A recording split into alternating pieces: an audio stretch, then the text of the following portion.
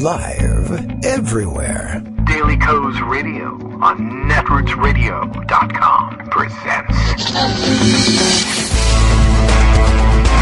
David Waldman. Kagro in the Morning Show.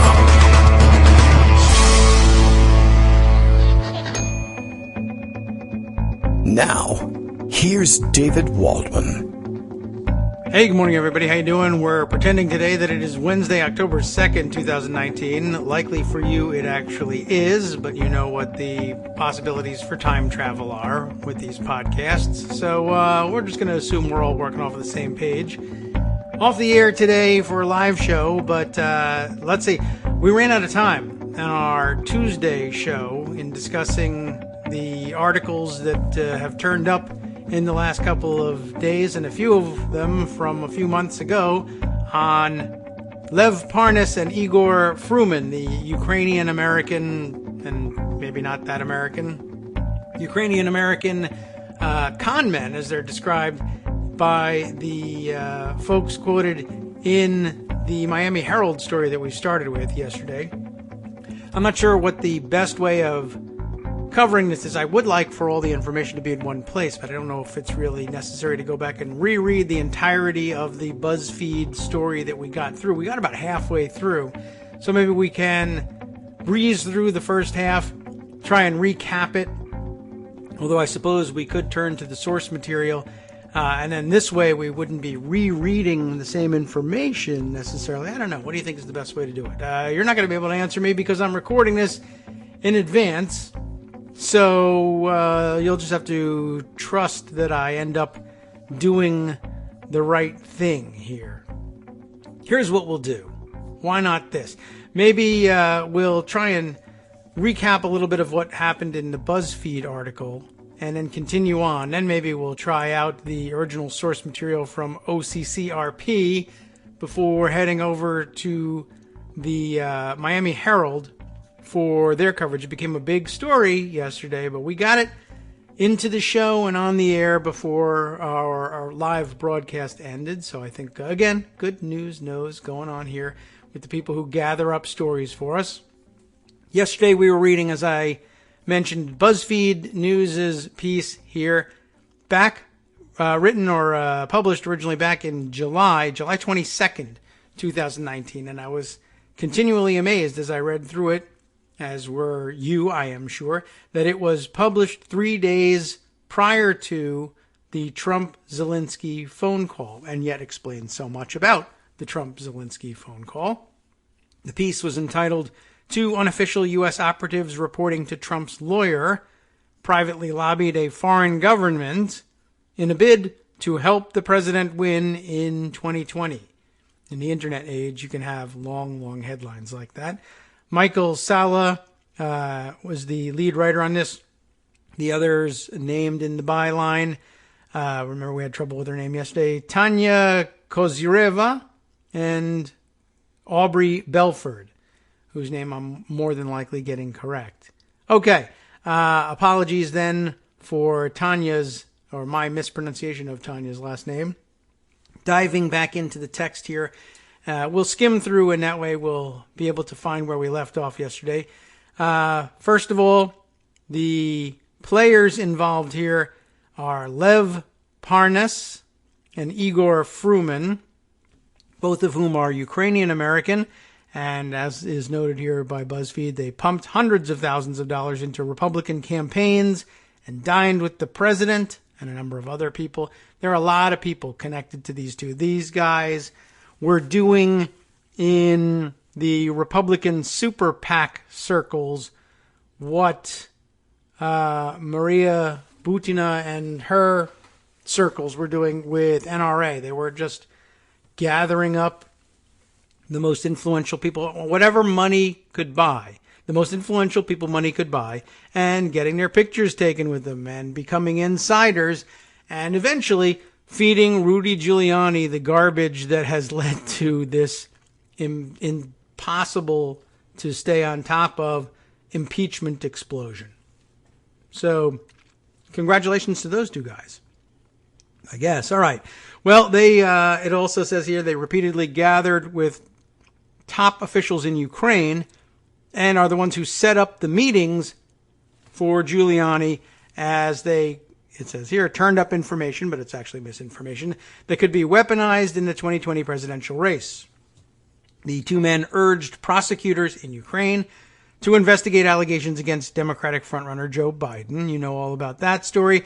They also waged an aggressive campaign in the U.S., staying at the Trump hotels, meeting with key members of Congress, as they joined in a successful push that led to the removal of the ambassador to Ukraine after she angered their allies in Kiev.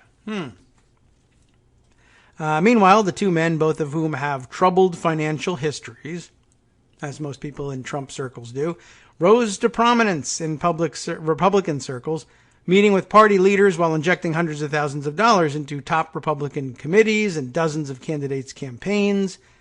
They carried out their campaign using their proximity to the White House to tout a new business that they set up to sell natural gas in Ukraine.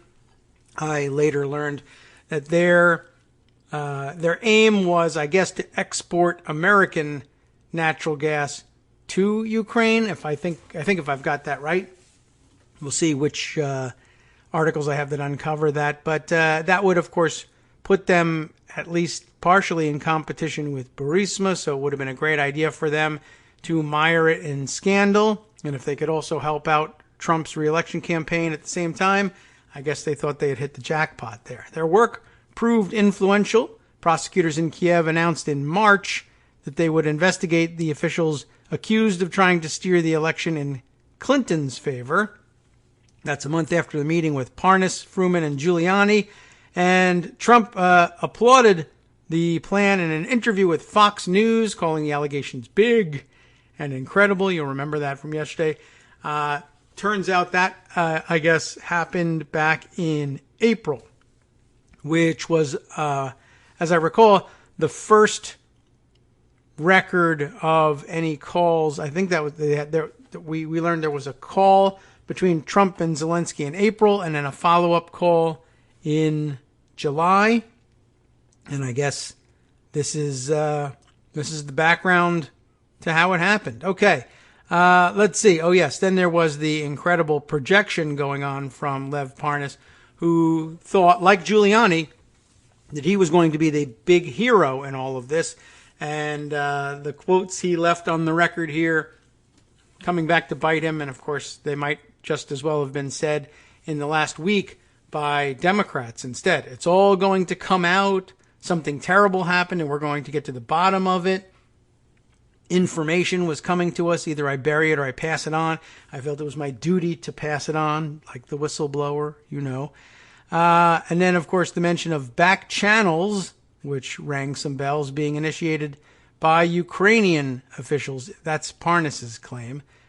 This, again, the confusing point of Ukrainian officials. Are you talking Russian-leaning Ukrainians, Ukrainian-leaning Ukrainians, Western-leaning Ukrainians? In this case, I guess they're Ukrainian enough.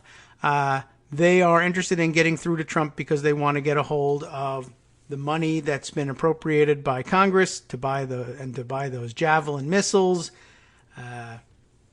to be able to put up a defense against Russia. So here's their indication that they're willing to play the game. That's how it came to be known ahead of time that Zelensky's role in this July phone call was going to be to at least appear to acquiesce to Trump's demands for digging up dirt, for whatever stupid thing he would throw out there, even if it was as dumb as the CrowdStrike thing, and ask, I think the servers are in Ukraine, you got to look for them. Okay, Mr. President, whatever you say. How did it come to be understood ahead of time that they were going to have to acquiesce to this stuff? Parnas and Fruman made sure that they knew that that's what was necessary in order to get that call. It might not always have been necessary, and here's, I guess, the first element of this scheme that ends up perverting U.S.-Ukrainian relations. I mean, I guess they're already in trouble because by this point there's been the April discoveries by Team Trump, the Trump squad, if you will, that there's a kernel of truth that can be exploited and weaponized and turned into the exact opposite of what it really is and used against Biden. But I guess this is the first successful conversion, of the reality of international relations between the United States and Ukraine into, fully weaponized misinformation, right? Parnas and Fruman say, you're looking to get a legitimate channel, back channel or otherwise, to Trump. And I mean, I guess why are they seeking a back channel to Trump? Because the regular channels to Trump aren't working. The ambassador's been dismissed and recalled. But Ukrainians are legitimately trying to get in touch with Trump to get that money and those weapons that have been appropriated, or to ask that they be appropriated if they hadn't yet been appropriated. And Trump is blowing them off because he's Putin's puppet and Putin's at war with Ukraine. And he's always, I guess, we learned the other day, thought that Ukrainians were hopelessly corrupt. Probably something he learned from Putin, We have to subjugate Ukraine because they are terribly corrupt and can't run things efficiently. Only we can do that. So you can see how he might come to that conclusion, because he's an incurious moron, and a guy he idolizes told him that was the case. So they would love to have regular channels, I'm sure. They'll take back channels, but they probably originally hoped that by talking to the American president, they would just simply be able to say, yeah, we're trying to fight Russia. We need your help. Ordinarily, you'd get it, but this president is a puppet to Putin, so okay, fine. In order to get through to him, I mean, the Congress did appropriate this money. In order to get through to him and get this money loosened up, we'll play the game. We'll pretend we're doing what he wants in order to get this stuff. So, let's see. Skipping down here, we move to the part of the story where, let's see, for Parnas and Fruman, the stakes were more than just political. When they launched a new energy company to operate in Ukraine, large sums of money were flowing into various bank accounts belonging to these guys. And they are, by the way, of course, the focus of several legal complaints. They were getting money. They were bringing money in and handing it out, hand over fist. But when it came time to collect the bills, or when people sued them for various non-performances, they claimed to be broke. What was happening to all this money that was being given over to Republicans? Big question mark. Let's see. There was one transaction in 2018 where more than $1 million was wired in, and then $325,000 of it went to a Trump super PAC without declaring the original source of the funds, which is a violation all by itself. Yes. The mission by the two men in Ukraine follows a tumultuous period when, at the height of the U.S. presidential election in 2016, I guess before they got involved in all this, Manafort forced to resign because of the Black Ledger. Later on, they ended up alleging that the Black Ledger was faked in order to embarrass Trump. I guess that's the ultimate origin of the Ukraine's, or the idea among Republican morons that Ukraine was in fact involved in the 2016 election. I mean, Manafort got caught red-handed essentially, and they say the evidence is faked and planted in order to what? One, vindicate the Trump campaign, but also to pin the interference that Russia is perpetrating on Ukraine in all of this. And, among morons, it seems to have worked to a certain extent. Okay, moving on with the article, just skimming a little further down. The first public glimpse of Parnas and Fruman's work emerged in May, when Giuliani told the New York Times that Parnas had helped arrange a trip for him to Ukraine, where he hoped to meet with Zelensky. That didn't look good. He quickly canceled that meeting. but the full extent to which the two unofficial envoys had inserted themselves into America's diplomacy with Ukraine, a country both at war with and deeply compromised by Russia. We learned about that in the June 2016 taped conversation among the Republican leadership. All of this has never previously been revealed. They note that they relied to some extent on the OCCRP, Organized Crime and Corruption Reporting Project. For this, we have their article at the ready. And finally on to, I guess, the storytelling behind these two guys. Let's see. They are, at this point in the story, on the terrace of the gleaming Hilton Hotel Tower in Kiev, with a hookah pipe in between them. How pleasant, I'm sure. The gathering was one of the last stops on a tour of 4 countries to meet with Ukrainian authorities and unearth critical information on Trump's potential 2020 challenger Joe Biden, as well as Trump's former opponent Hillary Clinton, before the new Ukrainian president took office. I don't know if they thought that they were going to have a harder time getting that information when an anti-corruption president had been installed or what, but here they are.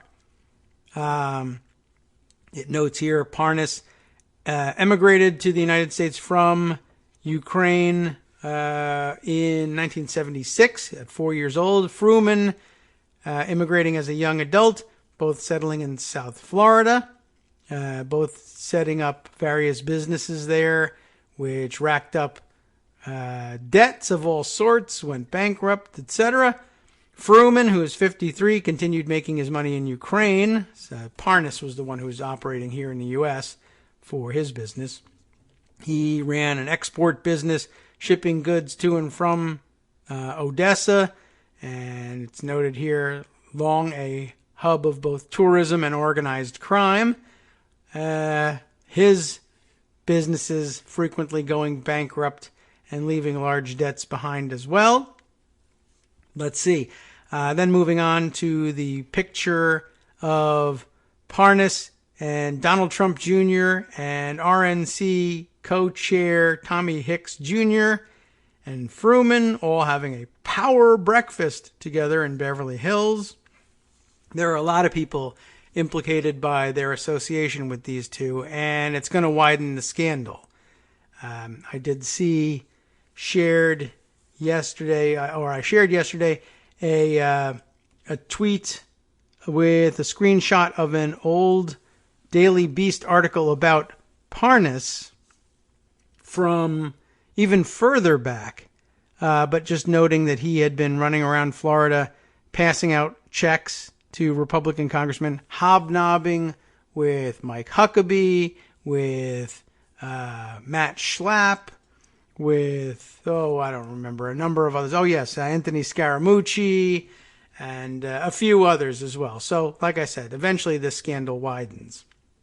In their role as unofficial U.S. envoys, Parnas and Fruman had met at least 4 times with top Ukrainian prosecutors, 2 of whom are steeped in corruption allegations of their own, as they pushed for investigations into Trump's rivals. They jetted to Israel to meet with a powerful Ukrainian oligarch accused of stealing billions from one of the country's largest banks. By the way, one of the other people they hobnobbed with, as listed in the Daily Beast piece, was the U.S. ambassador to Israel, whose name escapes me at the moment, but I'll see if I can grab that tweet for you and share that with you later. Let's see. Moving on here and trying to skip the minor details. I think we can probably move to, there was the Skype meeting set up by Parnas and his partner with Victor Shokin, and Shokin and Giuliani converse in this Skype meeting, which is pretty damning given, Shokin's well-known corruption. And Shokin shares with Giuliani the idea that maybe they can nail Hunter Biden through his association with Burisma here. The now former vice president had, of course, traveled to the country in 2016 as the White House's point person on Ukraine to demand that Shokin be stripped of his job. It worked. They perverted the story, turned it around, and tried to make a Hunter Biden thing out of it. And I think that's probably about as far as we got with this thing yesterday. Shokin had also been facing criticism that he was not doing enough to fight crime, and voices around the world had been calling for his removal. As for the company, Burisma, there are multiple investigations into the owner, but he's never been charged. Giuliani seized on the former prosecutor's allegations, calling publicly for an investigation into whether Biden's intervention had been calculated to protect his son. You know that story. Hunter Biden said in a statement that he had never discussed his work for the energy company with his father. In this political climate, where my qualifications and work are being attacked by Rudy Giuliani and his minions for transparent political purposes, I've decided not to renew my directorship, he added. Buoyed by the success of their first encounter, Parnas and Fruman soon helped set up meetings for Giuliani with Ukraine's new prosecutor general, Yuri Lutsenko, who had details on another heated issue. Parnas and Fruman helped arrange meetings in New York between the prosecutor and Giuliani in January. Armed with documents from Ukraine, the prosecutor unloaded explosive evidence he claimed showed that Americans in the U.S. Embassy in Ukraine had tried to rig the 2016 election in favor of Clinton. How unlikely is that? Lutsenko said officials at the U.S. Embassy had pressured Ukrainian agents to leak entries from the ledger that showed the millions taken by Manafort. Oh, actually, that's not a terribly... it's not as off base as it originally sounded. I mean, I don't know whether they really did anything of the sort, but the idea that you could rig the election in America from the embassy in Ukraine seemed a little far-fetched. No public records have emerged to support the charges that the embassy was steeped in a concerted effort to help either side, but Giuliani leaped on the allegation. Trump had long claimed the special counsel's inquiry was a political hit job by Clinton's allies, and Lutsenko's evidence seemed to bolster that claim. Lutsenko, by the way, has spent the last couple of days basically saying, yeah, absolutely, everything Trump was doing on that, in his dealings with us was exploitative and extortionist in nature, and there's never been any evidence of any wrongdoing by Biden or either Hunter or Joe Biden in this case. And I'm sorry anybody got that impression, but let me continue on with the BuzzFeed piece from July. No public records have emerged to support the charges that the embassy was involved in any of that, right? Every day, we just got more involved, regardless, I guess, of this, said Parnas. Giuliani was angry. They needed to get this dirt. In February, Giuliani and Parnas met privately again with Lutsenko, this time in Warsaw, on the sidelines of the U.S.-led Middle East conference that included U.S. Secretary of State Mike Pompeo and the Russian President Vladimir Putin. The following month, the Ukrainian prosecutor general announced to the U.S.-based news site The Hill that the allegations he had divulged in the meetings with Giuliani in New York were under investigation. As Russia collusion fades, Ukrainian plot to help Clinton emerges, Trump tweeted in response to the news, citing the headline in The Hill. Giuliani urged his own Twitter followers to, quote, keep your eye on Ukraine. And he's never given better advice. He just didn't know why. Parnas and Fruman had scored a victory, but their growing association with Lutsenko put the men on a collision course with America's official ambassador in Kiev. Ambassador Marie Yovanovitch, who I've never really figured out how she pronounces that, inflamed tensions with Lutsenko in March when she publicly lambasted Ukraine's efforts to root out corruption.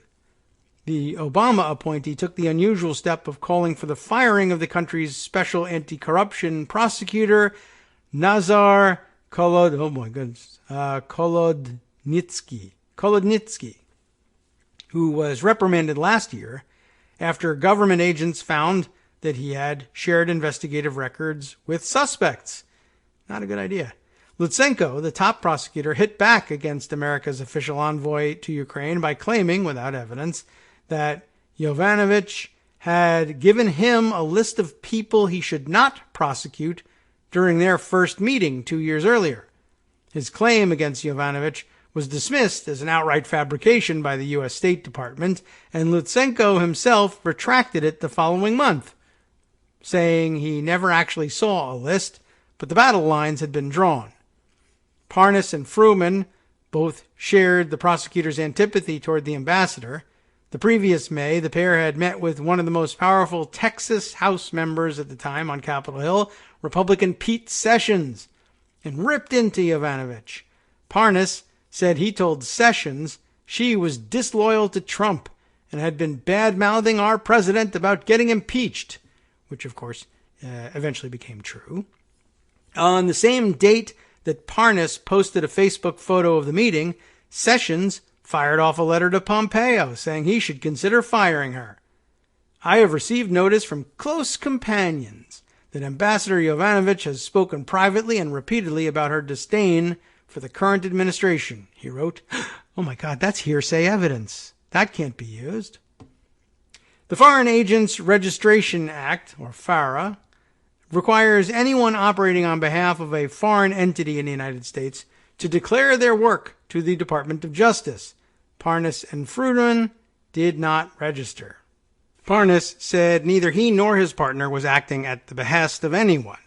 Sessions said in an interview that he raised the issue of Yovanovitch in the meeting, not Parnas and Fruman. Oh, that was his idea. Okay, I see. I sought their input, he said.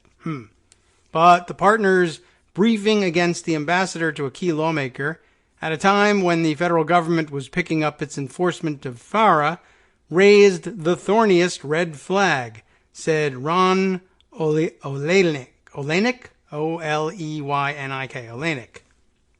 Let's say it's that. A Washington attorney and expert on anti-bribery laws. That, to me, is clearly trying to influence an office of the United States toward Ukraine. Yovanovitch was recalled from Kiev in May of 2019, months after clashing with the local prosecutors with whom Parnas and Fruman had been meeting, in a decision branded by Democrats as a political hit job. It's clear that this decision was politically motivated, as allies of President Trump had joined foreign actors in lobbying for the ambassador's dismissal. Democratic Representatives Steny Hoyer, House Majority Leader, and Eliot Engel, chair of the House Foreign Affairs Committee, said in a joint statement. The State Department said that the ambassador's rotation had ended after 3 years, but Yovanovitch's removal left the U.S. without an official representative in Ukraine at a critical juncture. A new administration was taking office after the country's April elections. And of course, while they were meddling there, that's the other crucial part of all this. Well, if we're going to do our meddling in Ukraine and try and influence the way they handle their investigations, we'd best not have a professional ambassador around to either put a stop to it or to be able to gather intelligence about what is actually happening and let people who could impeach us know. By the spring of 2019, Parnas and Fruman's efforts to curry favor with the authorities in Ukraine had hit a stumbling block. The president was ousted by the new administration of Vladimir Zelensky, a comedian and political novice who rode a wave of anti-corruption fervor to sweep the board in the elections that April. They needed to find a way to reach Zelensky, and they set their sights on the Ukrainian oligarch Igor Kolomoisky. I'm guessing that Kolomoisky, K-O-L-O-M-O-I-S-K-Y, Kolomoisky. We'll try that, or Kolomoisky. The 56-year-old billionaire was not just a major supporter of Zelensky's. He owned the television channel that had broadcast the comedy shows in which the newcomer had once played the part of the president of Ukraine, which had made him a household name. Parnas and Fruman jetted to Israel in late April to meet Kolomoisky, who was living in self-exile after the previous administration took over a bank he founded amid accusations of fraudulent loans and money laundering. Kolomoisky has vehemently denied the allegations. I guess that's the flip side of all this. I mean, the idea that the guy's a totally clean billionaire probably doesn't strike anybody as particularly plausible, but people are trading accusations of corruption left and right, well, everywhere these days. So anyway, Pretty interesting. So they flew to Israel to meet with him. It didn't seem like, those guys would be on the same page. And it does say right here, the meeting went badly. In an interview, Kolomoisky said said he was led to believe Parnas and Fruman wanted to talk about their new export business or adoptions, something like that, I'm sure. Instead, he said they pushed to meet with Zelensky. I told them, I'm not going to be a middleman in anybody's meetings with Zelensky.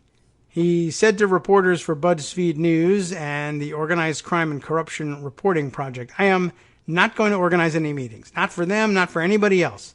They tried to say something like, hey, we're serious people here. Giuliani, Trump. They started throwing names at me. Sounds pretty plausible, quite honestly. Kolomoisky called Parnas and Fruman fraudsters in an interview shortly after the meeting. Soon after, a lawyer for the two men filed a claim for damages and told police in Kiev that the oligarch had threatened their lives. It was a threat that we took seriously, said Parnas. Yeah, naturally that happened. Giuliani jumped into the dispute, denouncing Kolomoisky in tweets as a, quote, notorious oligarch who, quote, must be held accountable for threats.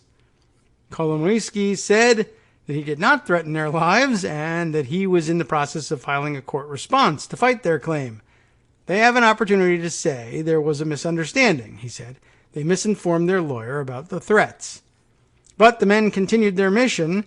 In May, they flew to Paris, where they joined Giuliani in talks with Kolodnitsky, remember that guy, the prosecutor who had been caught sharing investigative records with suspects. The prosecutor refused to say what he discussed with Giuliani when contacted by BuzzFeed News. But Parnas said they managed to extract a key promise from him. Lots of promise extraction going on in this game.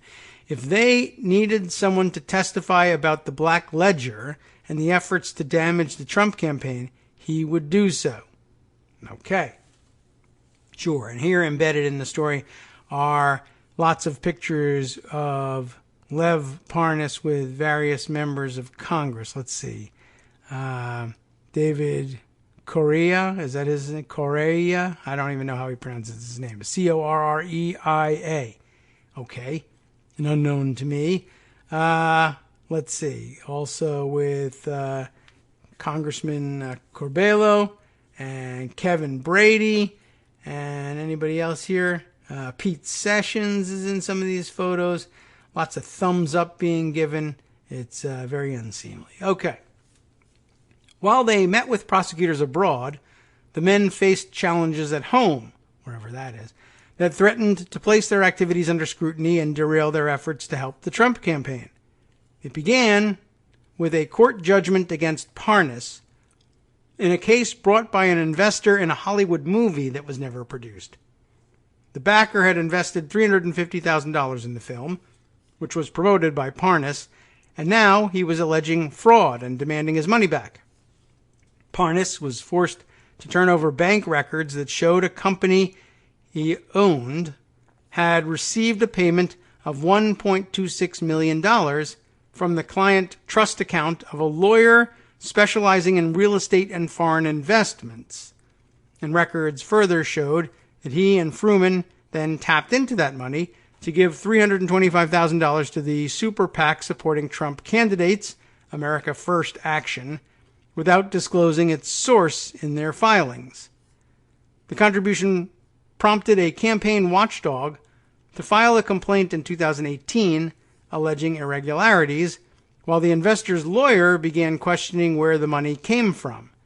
I have never seen anything like this, said Tony Andre, a Miami-Dade attorney who represents the investor in the movie deal. Someone takes $500,000 from you, and he's hanging with the president and the president's lawyer. In 12 years, I've never gone after anyone who was so tied to the president of the United States. Andre filed a series of demands with the court, including questions over whether the men were working on behalf of Giuliani or Trump. Those queries, he said, have yet to be answered. Parnas said the money was from a Florida real estate deal involving Fruman and that neither he nor his partner received any favors from Trump or Giuliani. It was our money, he said. As for Trump, Parnas said he has met with the president multiple times in Washington and at Pervalago, which of course they call Mar-a-Lago, but refused to say what they discussed. And here are the photos. Thank you, President Trump. Making America great. Incredible dinner and even better conversation. Now, here it is. The thumbs up Parnas photo right alongside Trump. So we can start sharing that too. He promoted his business, Global Energy Producers, to some U.S. lawmakers last year, he said, including Pete Sessions, but he did not ask for anything from them, I'm sure. Yeah. Sessions, who received $2,700 from each partner, the legal maximum, said he recalled talking to them about their native country. They are Republicans. They have a strong interest in America, not backing away from Ukraine, said Sessions, even though that's now the new official Republican position, who was, Sessions, by the way, defeated for re-election in November. Gee whiz. The Campaign Legal Center, the watchdog group challenging the contribution to America First Action PAC, said it sent its complaint to the FEC and the Department of Justice to review for civil and criminal violations. Good luck with the Justice Department. Records show the money that funded the contribution was from the gas export business the two men had created just weeks earlier. They made that much money in just weeks. It was not the true donor, said Brendan Fisher, an attorney for the Campaign Legal Center. We still don't know where the money actually came from. The FEC has yet to rule in the case. In addition to the large contribution to the super PAC, both men individually gave money to candidates, with Fruman the biggest donor, $226,300 to GOP candidates and organizations like the House Majority Trust, records show. Parnas said the contributions were designed to get the attention of key lawmakers at a time when he and Fruman were launching their gas export business. We've got a business. We just want to get recognized, he said. Both men continue to push for business in Ukraine, as well as more information from leaders in Kiev. The new administration in Ukraine has so far proved unreceptive to their overtures. Giuliani announced angrily that he was calling off his planned trip to Kiev in May because he has learned of enemies of Trump on Zelensky's team. But Parnas is confident the fruits of their work will come to the fore in the presidential campaign. Barr is going to get to the bottom of it, he said. So many people did so many bad things, and I don't think it matters whether you support the president or not. I think it's going to be a surprise to a lot of the American public how explosive it's going to be. Well, that much is true, just probably not in the way you think. Okay, so we could turn now to the OCCRP piece on the same two con men here. And as it turns out, as I was scanning over it, it turns out that this article, the OCCRP notes, was researched and investigated in cooperation with BuzzFeed News. So a lot of the information up at the top here and in other places in the story are largely the same. So there isn't too much more on the general background, but the BuzzFeed article contained a lot less information about the connections that Parnas and Fruman actually have inside the Ukraine. The OCCRP is a little bit more, a little more focused on former Soviet states and the politics there. The writers on the OCCRP.org side of things are listed as Aubrey Belford, who was listed in the BuzzFeed piece, and Veronica, Melkozerova. Let's say Melkozerova. How about that? So, what have they got for us here? Well, like I said, largely the same information up at the top. But if we scan down a little bit, we find, a couple of details, including the detail, if I can find it as I'm scrolling, the information that Parnas and Fruman's gas company was, in fact, formed with the idea in mind of, yes, selling foreign gas and including American exported gas to Ukraine. Specifically, though, that they would be selling to fill the gap in natural gas and other energy exports from Russia to Ukraine that had been disrupted by the war. So a special opportunity, you might say, to make a couple of bucks selling natural gas and other energy sources inside of Ukraine that probably, well, that depend largely on the continuation of that disruption, that depend on the continuation of the war, in other words. So that's kind of interesting all by itself, in addition to putting them in competition with Burisma in some way. All right, let's see if I can pick things up at an interesting spot in the OCCRP version of the article that makes a lot of sense. We'll start here, and I think this has a little bit of overlap here.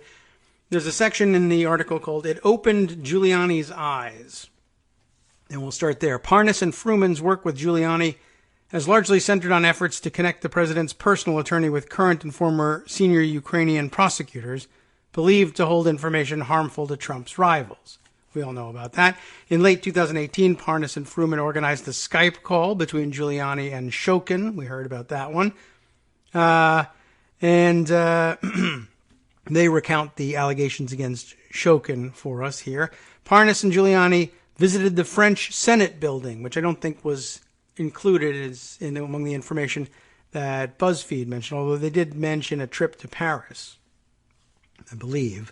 Parnas and Giuliani visited the French Senate building, where Giuliani attended a meeting that included, and I know we saw this name, Nazar Kolodnitsky, the head of Ukraine's Special Anti-Corruption Prosecutor's Office, according to social media posts and interviews. I will say Parnas does us a great favor in posting all of his activity on Facebook, which is enormously confident, if not also enormously stupid. But anyway, Kolodnitsky has faced calls to step down, by the way, it says parenthetically, after wiretaps in his office last year allegedly caught him interfering in corruption cases. So that seems a little odd. By the new year, Parnas said he and Fruman had also connected Giuliani with Shokin's replacement as top prosecutor, Yuri Lutsenko. The Ukrainian official and Giuliani met in New York in January and again in Warsaw the following month. Lutsenko brought documentation, verification. It opened Giuliani's eyes, Parnas said. Well, I guess we'll say purported verification anyway. Shortly after their February meeting in Poland, both Lutsenko and Giuliani began airing a series of allegations in the U.S. media. In March and April, the online publication The Hill published a series of opinion pieces, largely based on an interview with Lutsenko. The articles relayed the allegations about the Bidens and went further. Lutsenko claimed also that officials at the U.S. Embassy in Kiev had worked with Ukrainian law enforcement to interfere in the 2016 election. That was the story of the Black Ledger. They, of course, alleged that the ledger was fake. However, it is noted here some of those payments were later verified to be real. So that, according to an AP News article linked herein, the revelation of the Black Ledger in 2016 contributed to Manafort's resignation from Trump's campaign, helped lead to his prosecution and conviction. Since then, prominent Trump supporters have used allegations that the ledger's disclosure was motivated by anti-Trump bias to cast doubt on the origins of Mueller's investigation into Russia's interference in the election. Lutsenko also told The Hill that Yovanovitch, the former U.S. ambassador there, right, who still was the ambassador at the time, had handed him this do not prosecute list. Of course, that denied by the State Department. The U.S. Embassy in Kiev telling reporters the allegation of a do not prosecute list is an outright fabrication. Such allegations only help the corrupt. Still, the allegations caught like wildfire in U.S. conservative media and were amplified by Giuliani in a series of interviews with cable news and newspapers. Then there was the April news that Trump claimed that Ukrainian officials had helped Clinton and saying it was big and incredible, right? In an interview with Fox News, he said he would leave it to Attorney General William Barr to decide whether to look into them. Barr announced a probe into the origins of the Mueller investigation, in which Manafort's Ukrainian work became a focus the following month. Parnas said he expected all the information he and Fruman had helped to advance to become an important part of Barr's inquiry, and that it would dominate the debate in the run-up to the 2020 election. You remember that dumb projection in his quote there. It is repeated here.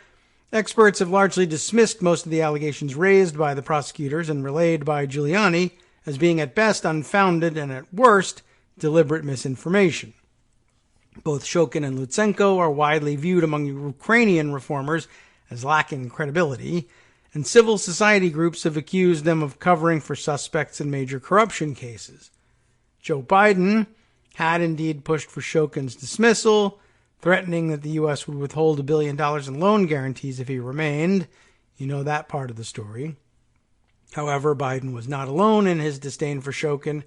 The former top prosecutor was dismissed by Parliament after a chorus of criticism by European diplomats and international organizations, and even street protests calling for his resignation. Local anti-corruption activists had become convinced Shokin was quashing investigations into Burisma's owner.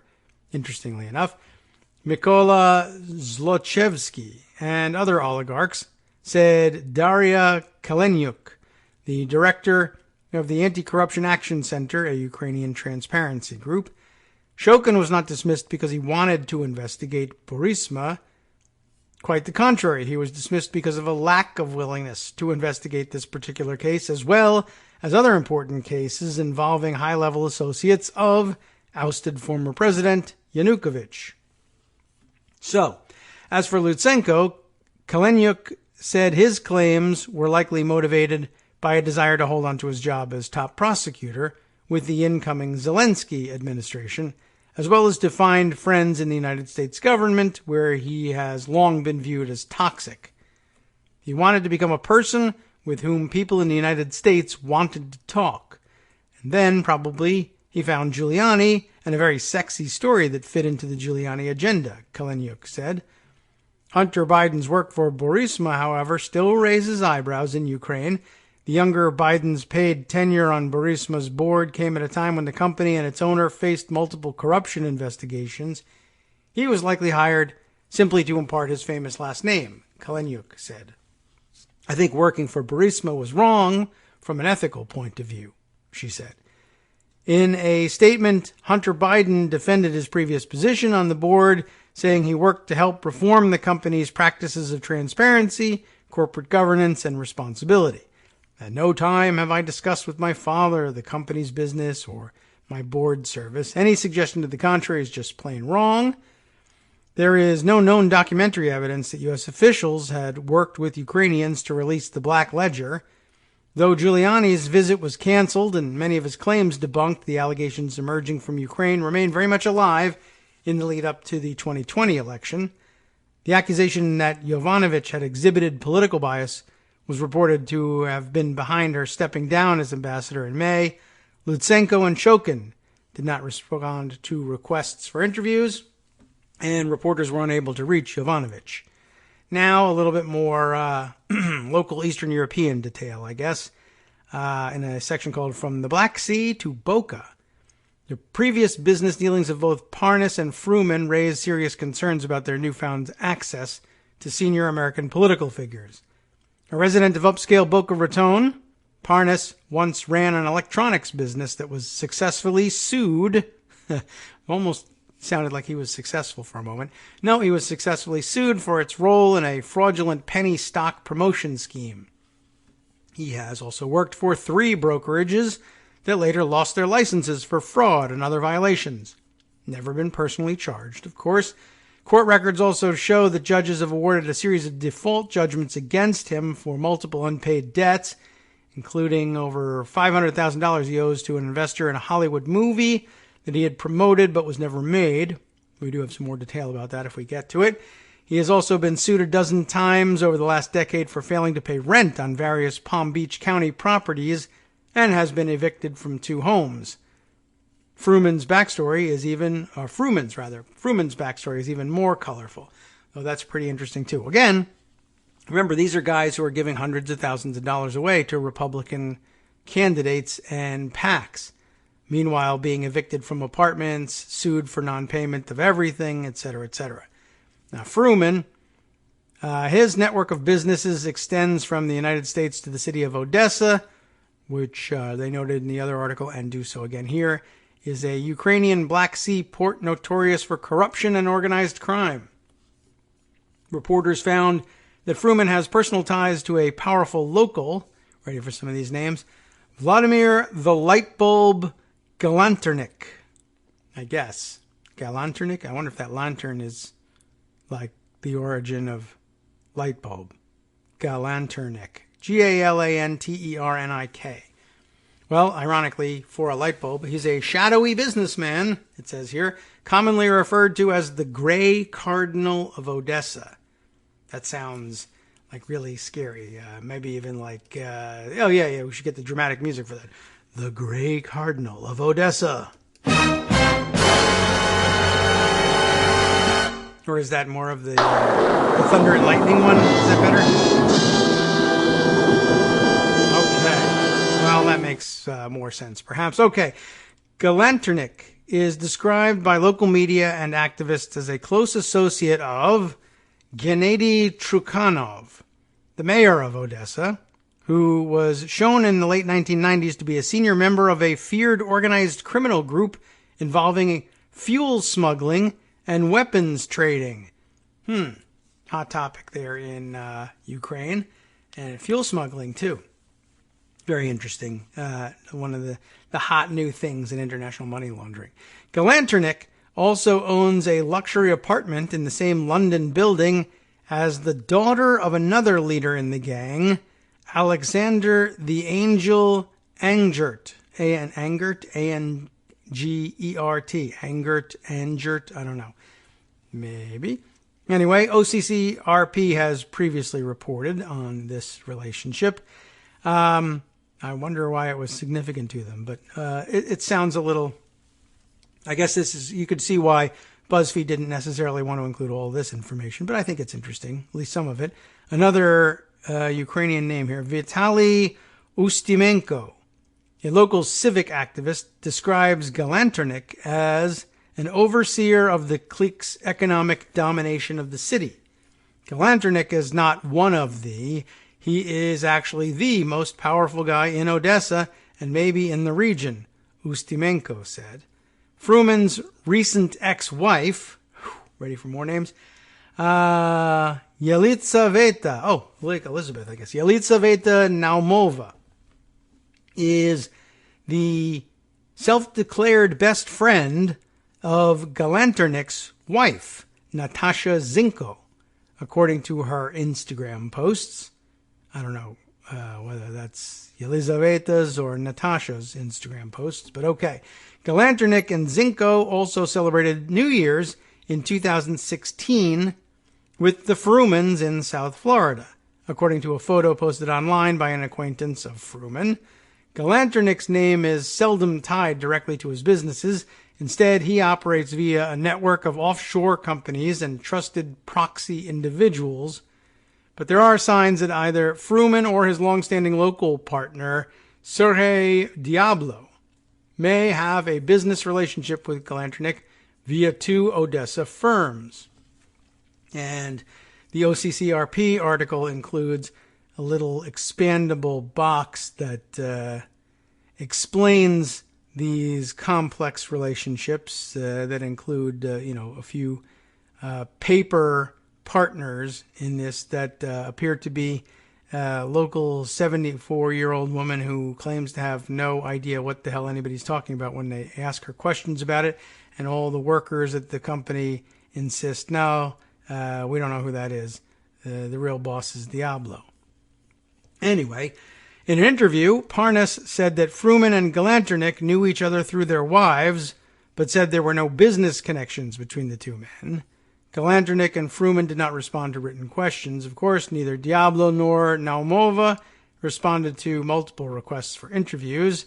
Now the question of where is the money coming from? Now we're getting back to the important stuff. Parnas and Fruman's work with Giuliani was just one part of a broader foray into U.S. politics. In 2018, the men made hundreds of thousands of dollars in donations to Republican causes while enjoying VIP access to party and Trump administration circles. Filings with the U.S. Federal Election Commission show that Fruman and Parnas spread their money widely. Fruman kicked off the efforts on February 20th, giving $2,700 each to two pro-Trump groups, Trump Victory and Donald J. Trump for President.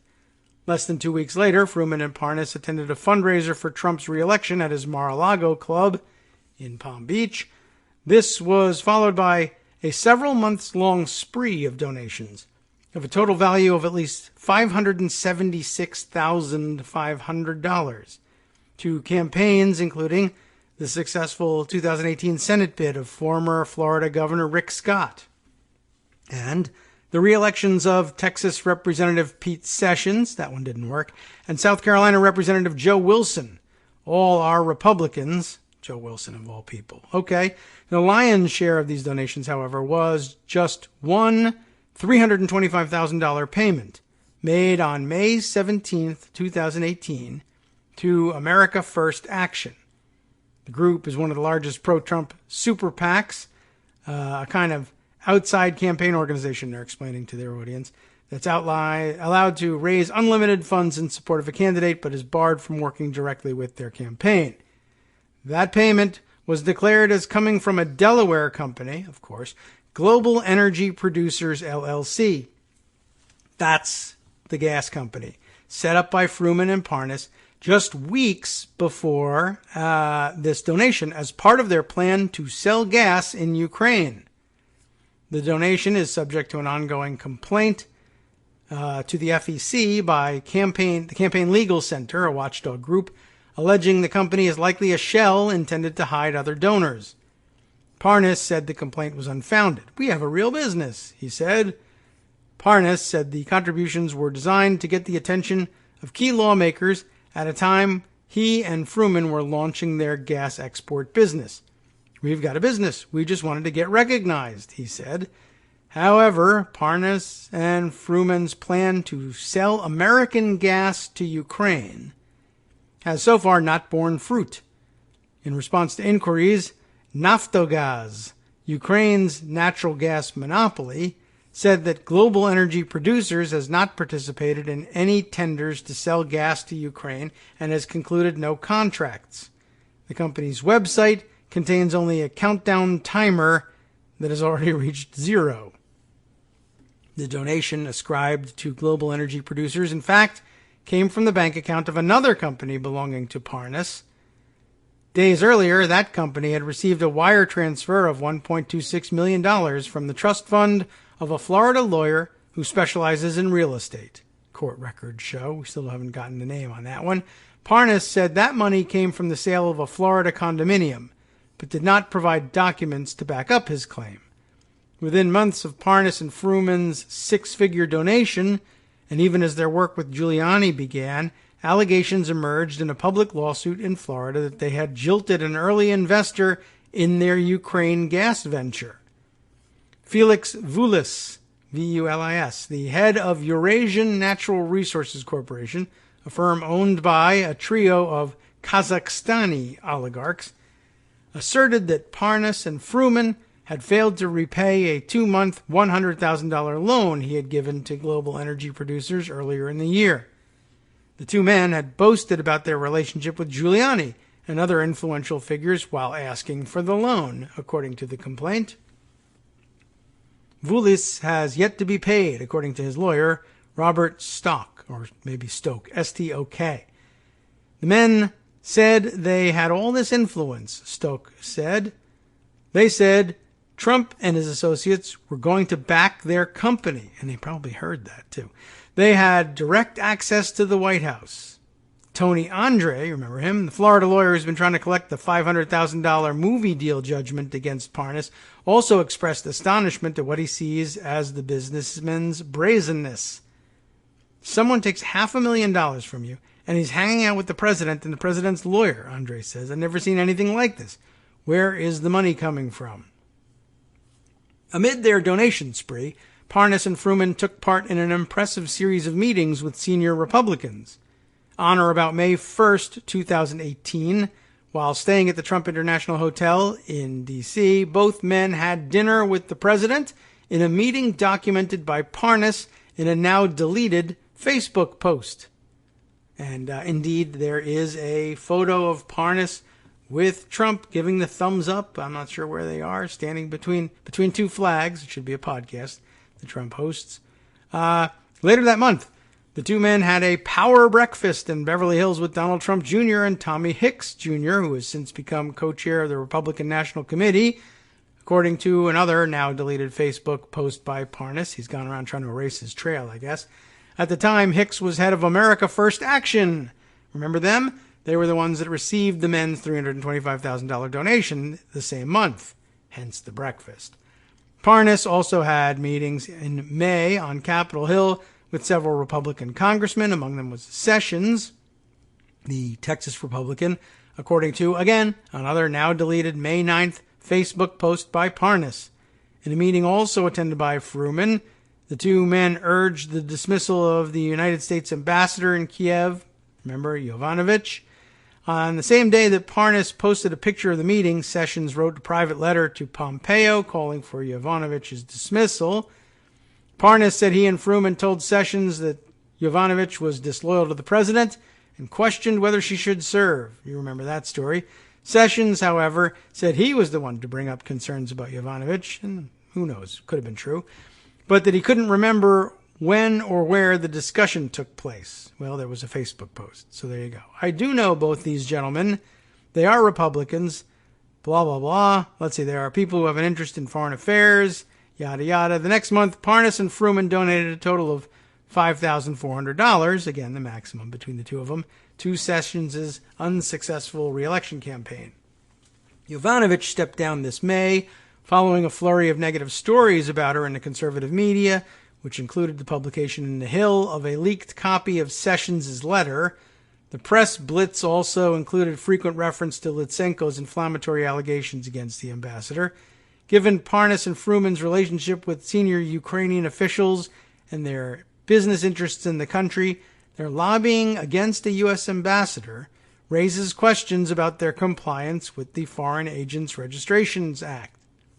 The act, of course, requires Americans operating on behalf of a foreign entity in the United States to declare their work to the Department of Justice. They haven't done so.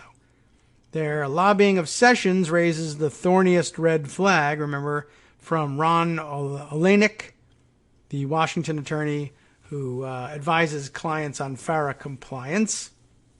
And doesn't look like they were in compliance at all. Parnas, however, said they acted of their own accord. I just kept hearing about Yovanovitch from different people, he said. All right. Next stage of the game here, introduction to an oligarch. After setting up meetings between Giuliani and Ukrainian prosecutors, Parnas and Fruman set their sights on connecting with Ukraine's new president, former television comic Zelensky. This, I guess, would be the story of their flight to Israel to meet with Igor Kolomoisky, the Ukrainian oligarch, alleged to have stolen $5.5 billion from the country's largest private bank, by the way. Earlier that month, the Daily Beast reported that Kolomoisky, who is a key Zelensky backer, was under FBI investigation for financial crimes. We should probably read that one day. Fruman and Parnas were introduced to the oligarch by Alexander Levin, another pro-Trump Ukrainian-American businessman, on the pretense that they wanted to talk about their plan to sell gas to Ukraine. Of course, they find out that that's not it, and Kolomoisky is offended and storms out of the meeting and tells him to get lost. In response to inquiries, Levin said of Parnas and Fruman, I met these gentlemen for the first time in March of 2019. I have no information about what they have done in the past or what they've done since they met with me. I plan no involvement with them in the future. I broke no laws, and any suggestion otherwise constitutes slander. He's very defensive, but okay. Despite the debacle in Israel, Parnas and Fruman continued their efforts to connect Giuliani with Zelensky. By mid-May, in the lead-up to Zelensky's inauguration, both men were in Kiev, staying in the city's Hilton as they set up appointments around town. An official reason for Giuliani's visit was to give a paid speech for American Friends of Anatevka, a New York-based charity run by Fruman, we've heard this one before, that supports the reconstruction of a Jewish village outside Kiev that was the setting of the musical Fiddler on the Roof. The meeting with Zelensky was intended to take place on the sidelines of the event. And then we heard that was maybe not entirely a real charity at one point, as I recall. Though Giuliani canceled his trip, Parnas and Fruman managed to hold meetings with two figures close to Zelensky, Sergei Shefir, who has since been appointed as an aide to the president, and Ivan Bakanov, now acting head of Ukraine's secret police. Yow. The meetings failed to lead to a meeting between Giuliani and Zelensky. The two men also held a meeting with Ukraine's national gas monopoly, Naftogaz. Where does Burisma fit in all this? I'm now curious if there's a natural gas monopoly. Because I did read that Burisma was a dealer in energy, but that gas was among their products. But okay, maybe we'll figure that out later. They met with the national gas monopoly head in order to pitch their plan, or with somebody there anyway, to pitch their plan to sell liquefied natural gas into the country. Company spokeswoman Aliona also, does this matter? Should I work this hard on the spokeswoman's name? Aliona Osmolovska confirmed in response to reporters' questions.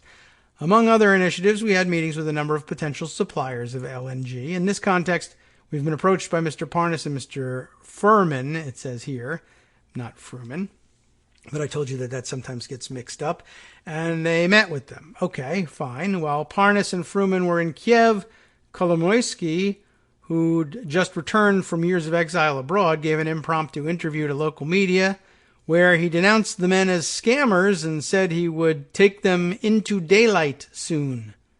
Giuliani responded quickly.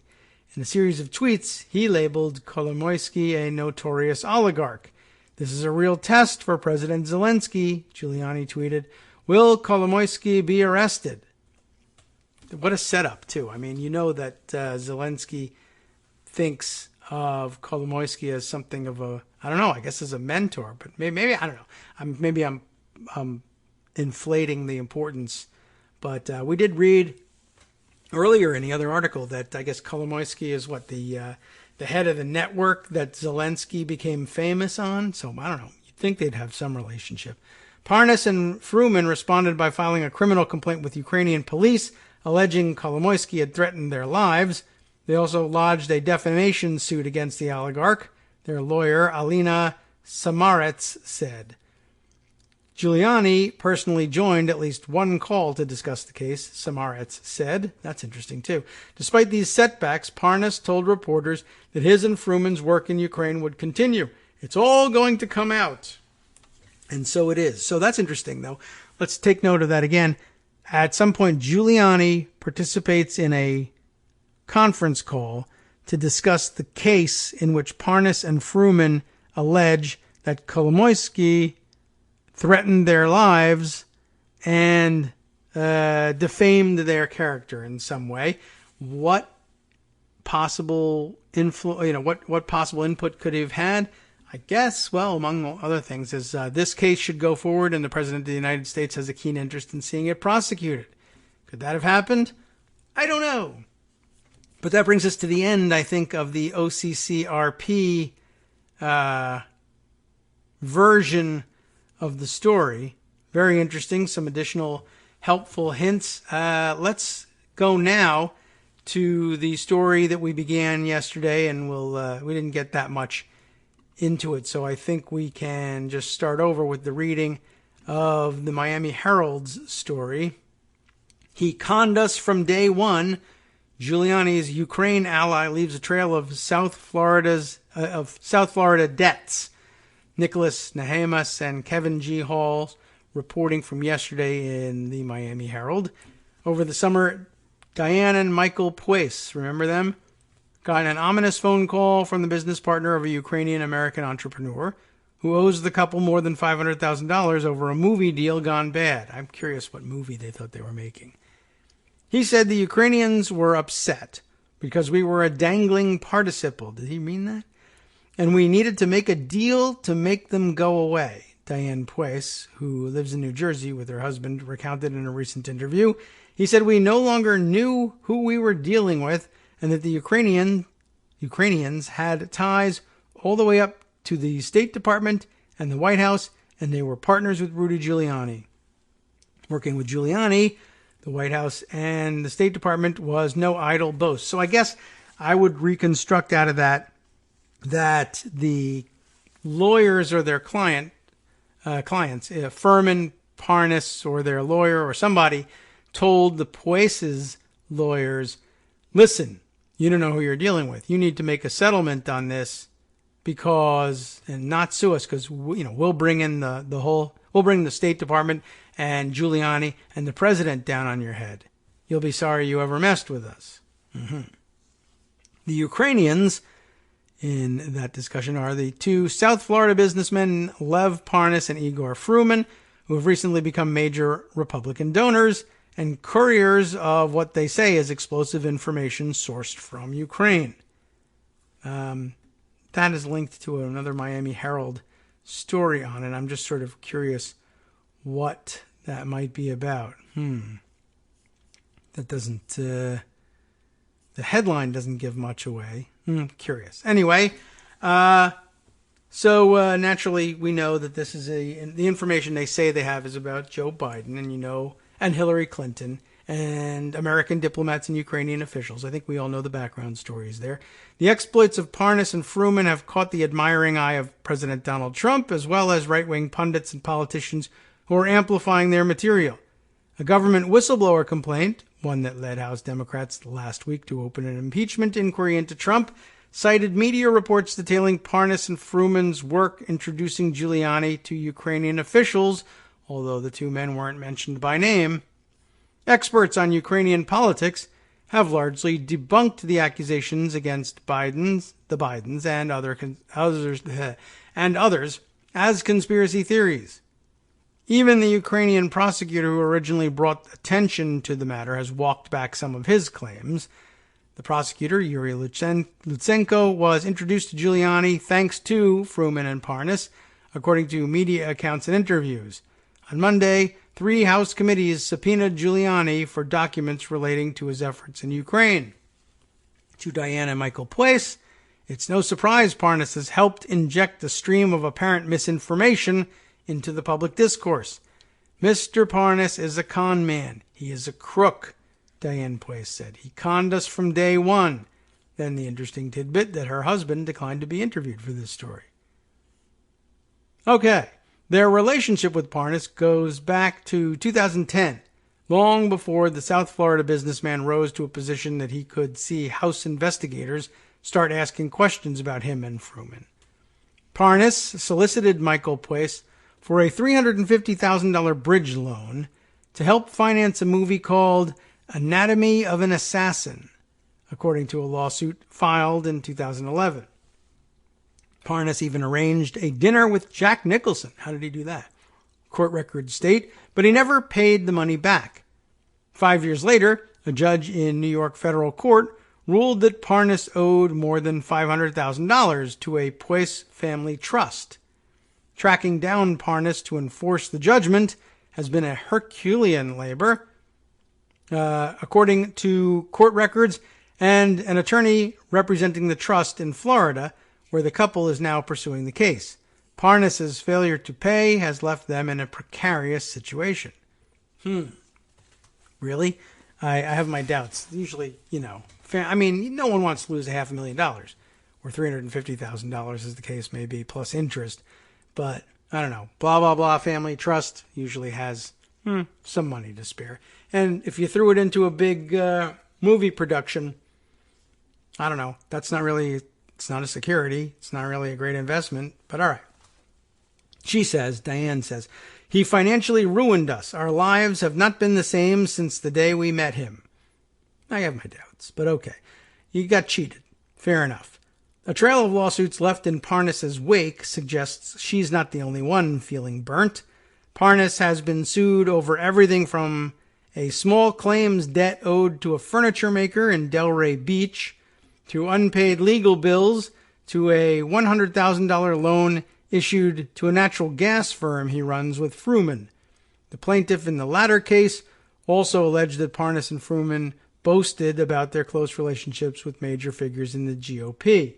Starting to sound familiar, yeah? In 2014, Parnas and his wife were evicted from a $15,000 per month 6-bedroom house in Boca Raton, records show. Separately, his businesses, or this business, remember, Fraud Guarantee, terrible name for a business, was ordered to pay more than $26,000 to its landlord. His career as a securities broker saw him work for 3 brokerages that were expelled from the industry by regulators. In Florida, he has dabbled in everything from stocks to real estate to consumer electronics to hyperbaric chambers, machines for treating decompression sickness, a hazard of scuba diving, corporate records show. Parnas says he's done nothing wrong in business or politics, and the information he's gathered from Ukraine is of vital national importance. He did not respond to messages over the weekend, but last week said he planned to countersue Diane and Michael Pues. Sounds a lot like Trump, right? The truth is going to come out about that judgment, he said. As for his various business disputes, he remarked, I don't know anybody that has only good in their business. I didn't grow up with a silver spoon. I had a rough time in 2008. That makes me a bad person? Well, bad business deals do. At the same time, he and Fruman faced lawsuits over unpaid debts. The two men and their natural gas company, Global Energy Producers, have donated more than $400,000 to Republican candidates and committees supporting them in federal elections. Fruman runs an import-export business and a boutique hotel in Odessa, according to a profile by BuzzFeed. We just read it. He is also invested in milk canning plant in Ukraine that went bankrupt after going nearly $25 million in debt. He has not responded to messages. David Correa, Correia, the business partner who made the call to Michael and Diane Pues, could not be reached. He works with Parnas at Fraud Guarantee. And then we saw his name in the Facebook posts of Lev Parnas posting pictures of him at the Capitol with various congressmen. We didn't know who he was. I thought he was a congressman, who I'd never heard of. But I guess not. The two South Florida residents, Parnas lives in Boca Raton, Fruman owns property in Sunny Isles Beach, where all those Trump towers are, have had discussions both with officials in Ukraine and the United States, raising questions about whether they should register as foreign agents. Giuliani, Trump's personal lawyer and advisor, has described the two men as legal clients and has been photographed with them in the company of the president. Such efforts to retrieve dirt from Ukraine have been blessed by President Trump, Giuliani says, and coordinated with the State Department. On Monday, the Wall Street Journal reported that the Secretary of State, Mike Pompeo, was on the phone with Trump and Ukrainian President Vladimir Zelensky when Trump asked his counterpart to investigate Biden. The call helped form the basis of the whistleblower complaint.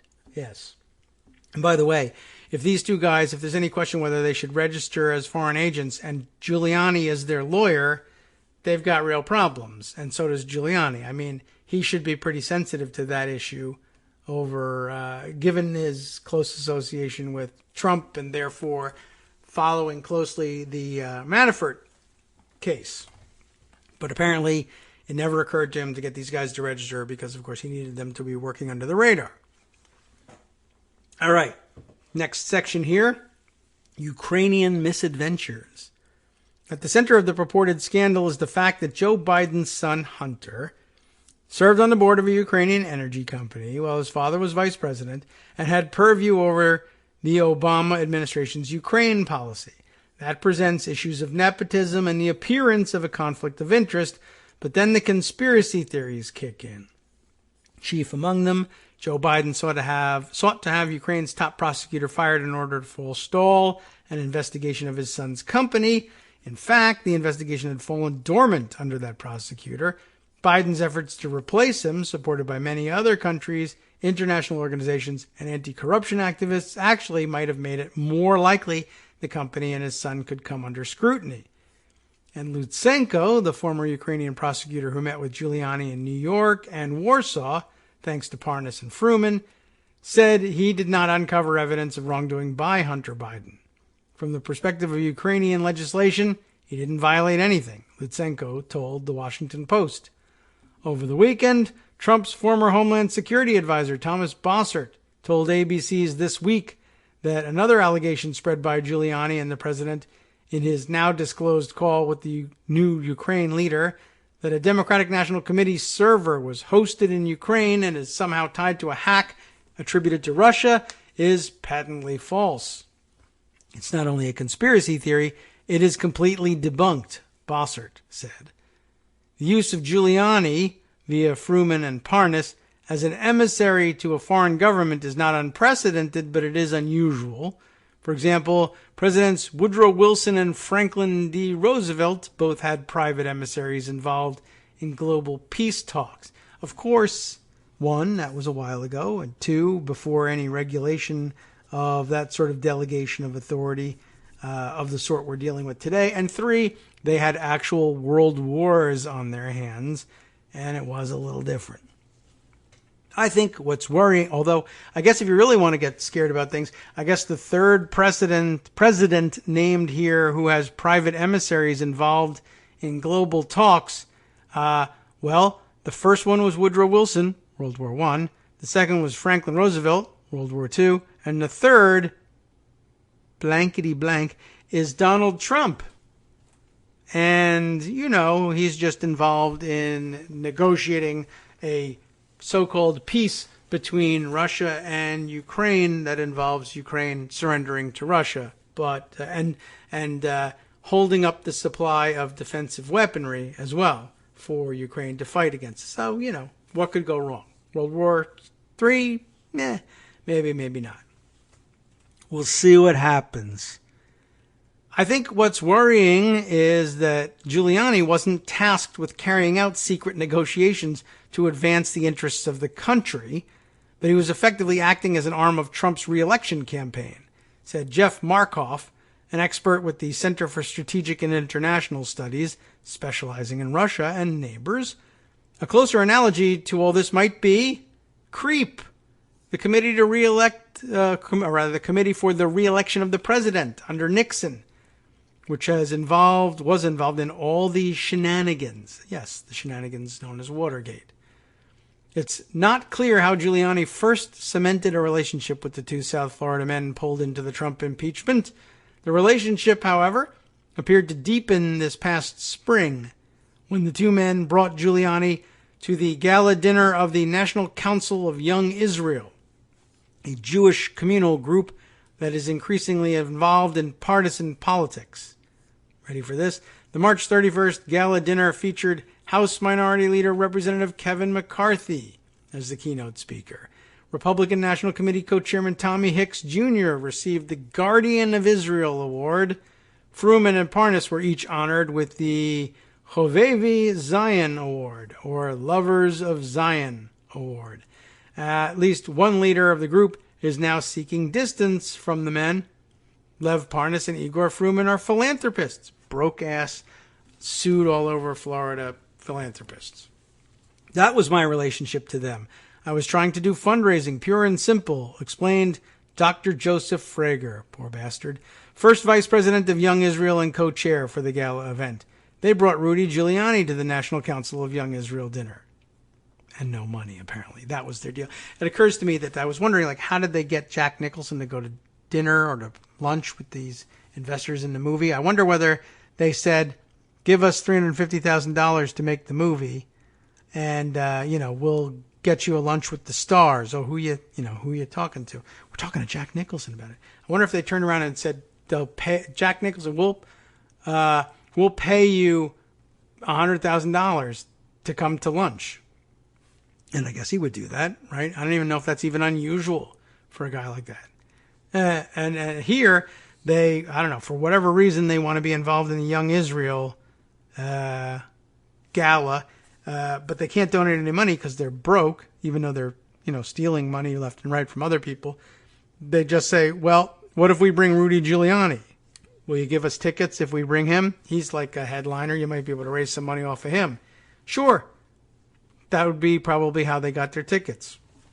Anyway, but we're not done with Frager. McClatchy and the Miami Herald learned that Frager, a New York area gastroenterologist, had actually hosted the three in his home.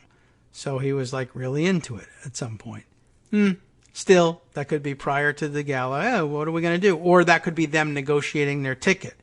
If you say you can bring Rudy Giuliani, I'll give you the tickets, but we got, bring them with you. Bring them over to my house. Prove to me that you can bring them. Contacted again, Frager said that Parnas and Fruman brought Giuliani to the grave of Menachem Schneerson, a leader of the Orthodox Chabad Lubavitch movement. They needed a place to go for a light meal afterward. How about McDonald's? My home was not far from the grave. I offered to have them come to my home that evening, said Frager. It was a group of about 20 people, my goodness, that came to my home that evening. All of this was done to enable additional fundraising. That is, I think, his way of saying that these two philanthropists didn't put any money into this.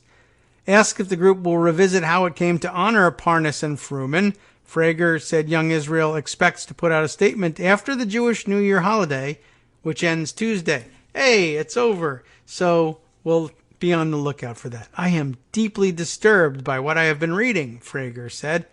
Well, we'll find out whether that's true. The group's president, Farley Weiss, did not respond to calls and emails requesting comment. His law office said he was observing the Jewish New Year and would not likely comment until after the period of observation ended late Tuesday. While Parnas has a long trail of lawsuits, less is known about Fruman. However, a lengthy court docket shows a messy divorce from model Yelisaveta Naumova. Remember her? She did not respond to phone calls. I didn't realize she was a model. That is always interesting and probably of some interest to Donald Trump and friends as well. Divorce records are often sealed, but their separation has been before the courts since December of 2017. Fruman sought several orders for drug testing on his wife, and she sought, via subpoena, details of his finances and bank accounts. In addition to fighting over custody, the couple was fighting over a Collins Avenue luxury condo with a $3 million mortgage. Among those receiving subpoenas were Alexander Korinier, a cryptocurrency entrepreneur, just to make things that much more interesting. All right, we'll pause it at this point and look for the next step forward in all of this. All very interesting, though. Glad we were able to catch up on these guys and get a little bit more detail before their story explodes. Here's a piece of news that broke on the late side yesterday, so still relatively fresh. I guess we're finding a little bit out about what's going on in Italy that's drawing all of these Trump administration officials and freelancers or people who believe they've been directed by the president, whether they have or haven't, to interfere in these investigations. Why is everybody going to Italy, to Rome in particular? It is reported by the Daily Beast, in particular Barbie Lazzanadu, who reports Bill Barr, any Barr really, will do, Bill Barr in this case. Poor Bob Barr. Is he still alive? I don't know. Anyway, if not, poor Bob Barr. Barr went to Rome to hear a secret tape from Joseph Mifsud, the professor who helped ignite the Russia probe, or really the professor who helped ignite the Trump plot to cheat in the election by gathering dirt from the Russians, which then sparked the investigation because of George Papadopoulos' big mouth. I think that's probably a better description of what went on here, but isn't this interesting? Attorney General William Barr came to Rome to meet with Italian Secret Service agents and potentially undermine the Mueller investigation. That's the subheader here. When Attorney General William Barr showed up at the U.S. Embassy's Palazzo Margherita, delicious sounding pizza, I think, Palazzo Margherita, on Rome's Tony Via Veneto last week, he had two primary requests. He needed a conference room to meet high-level Italian security agents where he could be sure no one was listening in. Well, okay. And pizza, I think is the other thing he asked for. No, he needed an extra chair for U.S. Attorney John Durham of Connecticut, who would be sitting at his right-hand side. So I guess they needed a special chair for that. I don't know what that's supposed to mean. Barr was in Rome. I think that's just poetic license. Barr was in Rome on an under-the-radar mission that was only planned a few days in advance. An official with the embassy confirmed to the Daily Beast that they had to scramble to accommodate Barr's sudden arrival. He had been in Italy before, but not with such a clear motive. Barr and Durham are looking into the events that led to Robert Mueller's Russia investigation, and suddenly all roads were leading to Rome. Although I am told that was the case beforehand. Anyway, you know how they are with roads. The Daily Beast has learned that Barr and Durham were especially interested in what the Italian Secret Service knew about Joseph Mifsud, the erstwhile professor, I've never been a fan of that word, from Malta, who had allegedly promised then-candidate Donald Trump's campaign aide George Papadopoulos he could deliver Russian dirt on Hillary Clinton. The Italian Justice Ministry public records show that Mifsud had applied for police protection in Italy after disappearing from Link University, where he worked, and in doing so had given a taped deposition to explain just why people might want to harm him. A source in the Italian Ministry of Justice, speaking on the condition of anonymity, told the Daily Beast that Barr and Durham were played the tape. A second source within the Italian government also confirmed to the Daily Beast that Barr and Durham were shown other evidence the Italians had on Mifsud. We could do this all with fantastic Italian accents, don't you think? Like really stupid, over-the-top, stereotypical ones. I showed him the tape. That would make things real fun. You got to have some levity in all this. It's so bizarre. That's very little levity. We'll skip it. Ever since Robert Mueller concluded his probe, I don't know. I'm overwhelmed with the urge to do this. Ever since he concluded his probe in March of 2019, it's no laughing matter. Barr has worked to blunt its impact and investigate the investigators behind it. Barr assigned Durham to look into Mueller's probe's origins, and the Attorney General's name is listed in the whistleblower's complaint about the July 25th phone call Trump made to the Ukrainian president to pressure him into investigating political rival Joe Biden. According to the complaint, Barr was directly involved in the president's attempt to, quote, solicit interference from a foreign country in the 2020 U.S. election. The minutiae of his involvement are feeding a scandal gripping Washington that changes by the nanosecond. The U.S. Department of Justice did not return numerous emails and calls for clarification about Barr, Durham, and Mifsud, but they did issue a statement on Monday confirming that the American legal team had been in the Eternal City. I really love writing about Rome here. As the Department of Justice has previously announced, a team led by U.S. Attorney John Durham is investigating the origins of the U.S. counterintelligence probe of the Trump 2016 presidential campaign. Carrie Kupech, the Justice Department spokesperson, said in a statement, Mr. Durham is gathering information from numerous sources, including a number of foreign countries. I wonder if that number is bigger than one. At Attorney General Barr's request, the president has contacted other countries to ask them to introduce the Attorney General and Mr. Durham to appropriate officials. It's a world tour. And now the big question is that where Pompeo was going? Is that where Gorka was going with Pompeo? Are they really seriously flying Sebastian Gorka around the world to listen to tapes of Joseph Mifsud? And if so, will the plane crash, I guess is the next question. All right. The Italian intelligence community had Mifsud on their radar for some years before he got involved in the Trump campaign's troubles. His affiliations with both Link University of Rome, what is that anyway, and the London Center of International Law Practice, both often affiliated with Western diplomacy and foreign intelligence agencies, made him an easy target. So did the slew of apartments he owned in Malta that are allegedly tied to a racket involving Russians buying Maltese passports for cheap. That seems pretty weird, too. There's an embedded story here with the byline from the same writer and also Anna Nemtsova called Golden Passport. Rich Russians still buying golden tickets she died exposing. Curious story. But we'll skip it for now and continue on with the Mifsud angle. What Mifsud did or didn't know about Clinton's emails is still murky. What Barr and Durham were privy to is even less clear.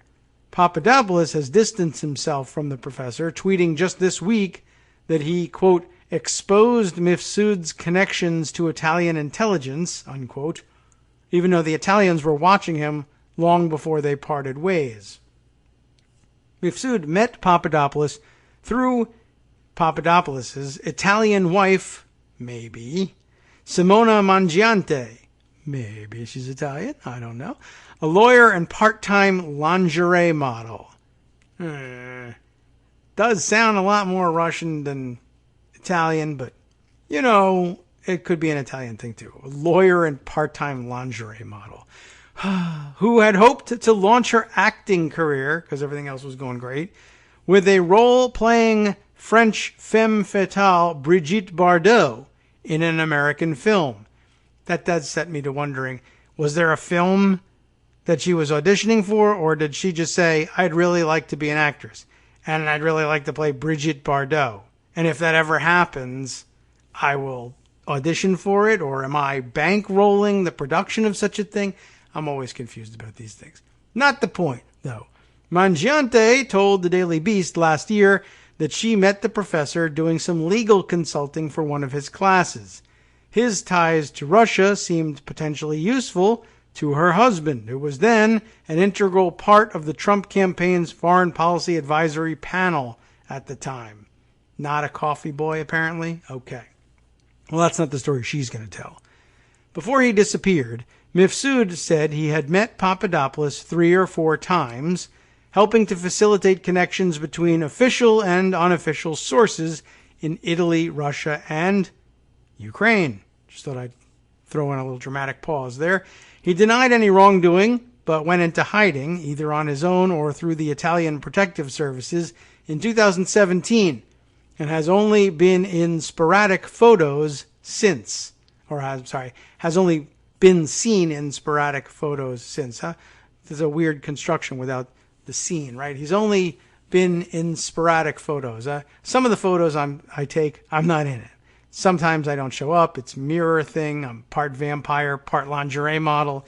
So these things happen.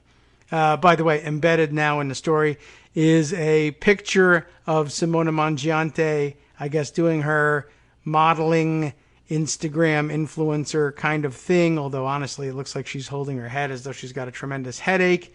And also that she's been stung by 10,000 bees in her lips. I guess that's a thing that helps you get modeling gigs these days. All right. I have my suspicions about Simona, but okay. Moving along. Several mainstream Italian newspapers on Tuesday reported that Mifsud is cooperating with Barr and Durham's investigation, and some even suggested he met them in person in Rome last week. The Daily Beast reached Stefan Rowe, Mifsud's Swiss lawyer, by phone Tuesday, who said he hadn't seen his client for quite some time, but he doubted he would show his face in Rome. The sources in Rome, who confirmed that Barr and Durham came to learn more about Mifsud, also told the Daily Beast that they expected Secretary of State Mike Pompeo to meet the same intelligence agencies on his state visit that began Tuesday. Gorka so far has just been tweeting pictures of him in cafes. I really don't know why he was given a ride over to Italy, unless it was to go along with this and whatever. Okay.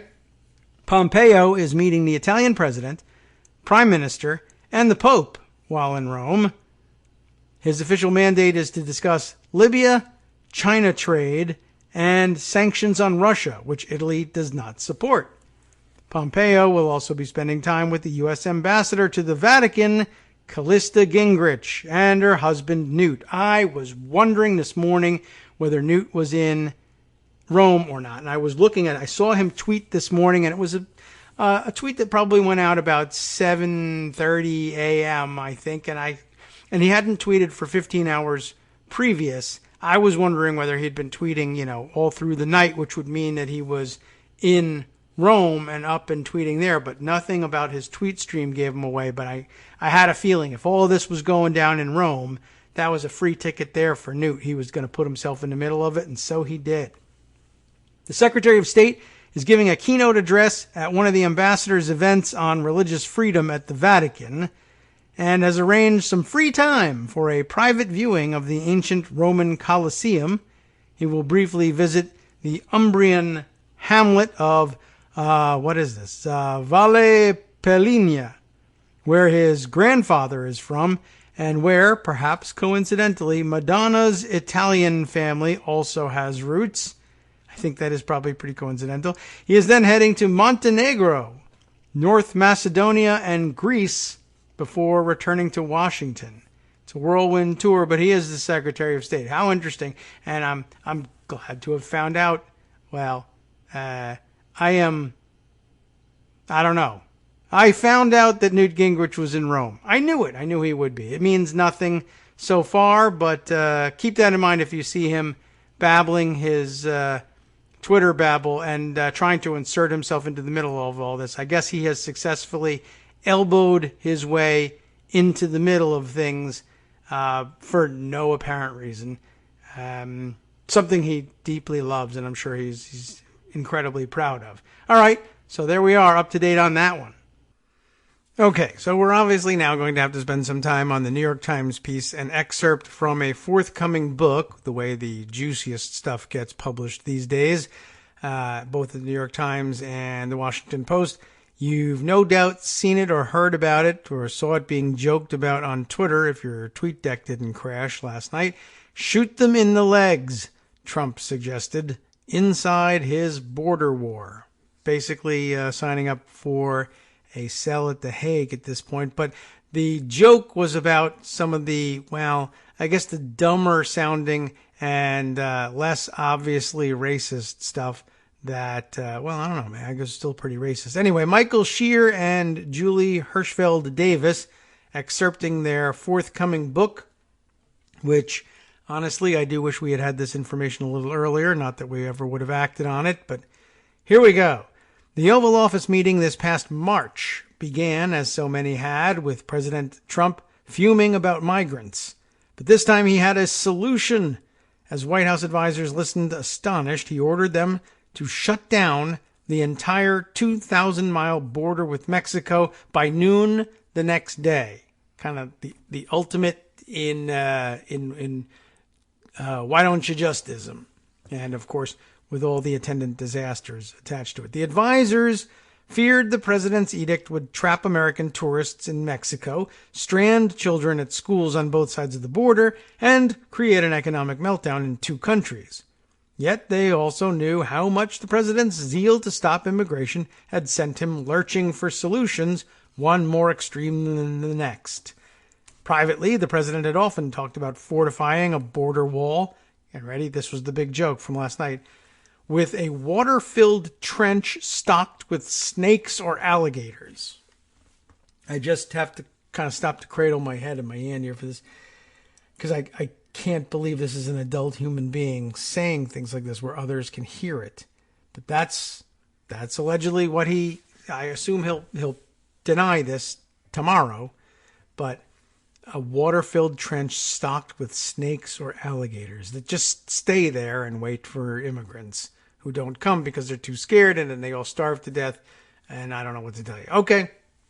Well, this actually was so dumb that nobody noticed, and it prompted aides to go and actually seek a cost estimate. What would it cost to build a water-filled trench filled with snakes and alligators?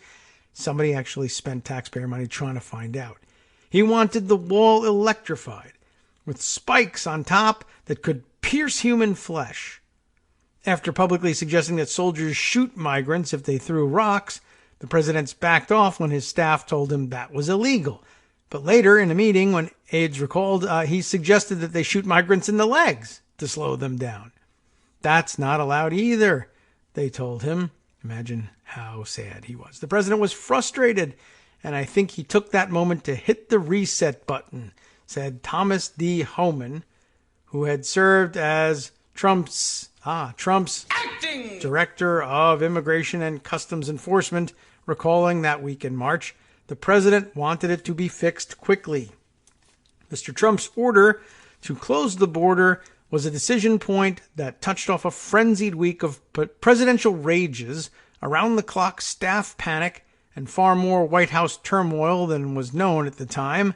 By the end of the week, the seat-of-the-pants president had backed off his threat, but had retaliated with the beginning of a purge of his aides who had tried to contain him. Today, as Mr. Trump is surrounded by advisors less willing to stand up to him, his threat to seal off the country from a flood of immigrants remains active. I mean, is that the framing you really want on this? His threat to seal off the country and cause economic disaster and mass panic remains active. The flood of immigrants is probably, A, not really happening the way they just framed it, and B, secondary to the real danger here. I have absolute power to shut down the border, he said in an interview this summer with the New York Times. They knew. This article is based on interviews with more than a dozen White House and administration officials directly involved in the events of that week in March. They were granted anonymity to describe sensitive conversations with the president and top officials in government. In the Oval Office that March afternoon, a 30-minute meeting extended to more than 2 hours as Mr. Trump's team tried desperately to placate him. "You're making me look like an idiot," Mr. Trump shouted, adding in a profanity, as multiple officials in the room described it. "I ran on this. It's my issue." Well, at least he's finally discovered who's making him look like an idiot. I didn't want to be an idiot. You're making me do it. Among those in the room were Kirstjen Nielsen. She maybe made him look like an idiot. I don't know. That's the Homeland Security Secretary at the time. Mike Pompeo, bouncing around Italy now, Secretary of State. Kevin McClellan, the Customs and Border Protection Chief at the time. And Stephen Miller, the White House aide who more than anyone has orchestrated Mr. Trump's immigration agenda. Mick Mulvaney, the acting Chief of Staff, was also there, along with Jared Kushner, the acting son-in-law, at least for the time being, and other senior staff. Ms. Nielsen, a former aide to George W. Bush, brought into the department by John F. Kelly, the former president's chief of staff, I wish he was the former president, but the president's former chief of staff, was in a perilous position. She had always been viewed with suspicion by the president, who told aides that she was a Bushie and part of the deep state, who once contributed to a group that supported Jeb Bush's presidential campaign. Mr. Trump had routinely berated Ms. Nielsen as ineffective and worse, at least in his mind, not tough-looking enough. "Lou Dobbs hates you. Ann Coulter hates you. You're making me look bad," Mr. Trump would tell her. The happiest he had been with Ms. Nielsen was a few months earlier, when American border agents had fired tear gas into Mexico to try to stop migrants from crossing the border into the U.S. Human rights organizations condemned the move, but Mr. Trump loved it. More often, though, she drew the president's scorn. That March day, he was furious at Mr. Pompeo, too, for having cut a deal with Mexico to allow the United States to reject some asylum seekers, a plan Mr. Trump said was clearly failing. A complete shutdown of the border was the only way, he said. Ms. Nielsen had tried reasoning with the president on many occasions. When she stood up to him during a cabinet meeting the previous spring, he excoriated her, and she almost resigned. Now she tried again to reason with him. We can close the border, she told the president, but it's not going to fix anything. People will still be permitted to claim asylum. But Mr. Trump was unmoved. Even Mr. Kushner, who had developed relationships with Mexican officials and now sided with Ms. Nielsen, could not get through to him. All you care about is your friends in Mexico, the president snapped, according to people in the room. I've had it. I want it done at noon tomorrow. The president's advisors left the meeting in a near panic. Every year, more than $200 billion worth of American exports flow across the Mexican border. Closing it could wreak havoc on American farmers and automakers, among many others. Senator Mitch McConnell said in an interview at the time that a border shutdown would have a potentially catastrophic economic impact on our country. That night, White House advisors succeeded in convincing the president to give them a reprieve, but only for a week, until the following Friday. That gave them very little time to change the president's mind.